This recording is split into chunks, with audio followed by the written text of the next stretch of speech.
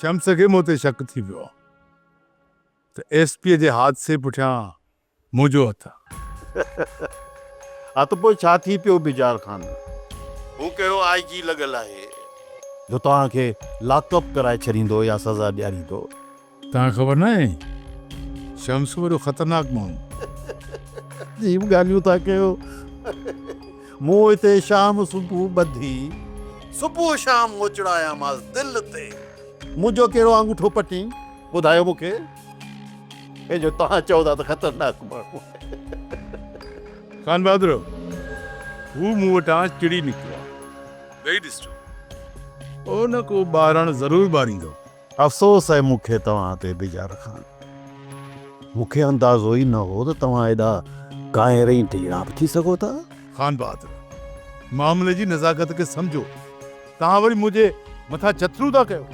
मां तव्हांजे लाइ छा छा सोचे वठो आहे। तव्हां वरी मूंखे कमतर करण जी कोशिश में आहियो। न न बिजार खान, तव्हां शायदि मुंहिंजी ॻाल्हि जो ग़लति मतिलबु वरितो।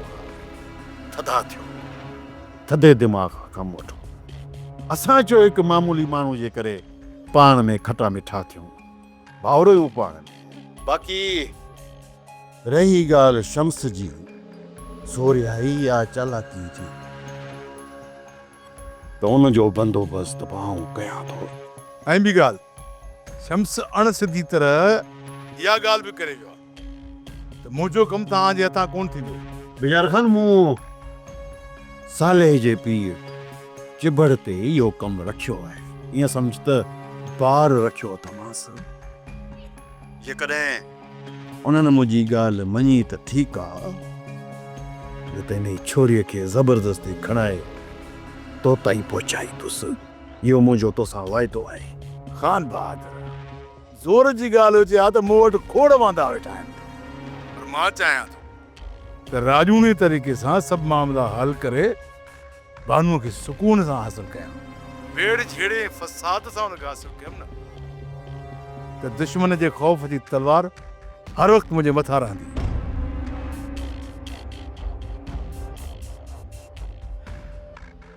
डिंगो मूंखां वधीक डिंगो आहे छा? सोप सीरियल वेरन जी वस्ती तमाम एपिसोड्स ॾिसो HD क्वालिटीअ में। विज़िट करियो असांजो YouTube channel Sindh TV HD drama. Subscribe कयो असांजो official YouTube channel Sindh TV HD drama ऐं वधीक अपडेट लाइ बेल आइकन खे क्लिक करियो।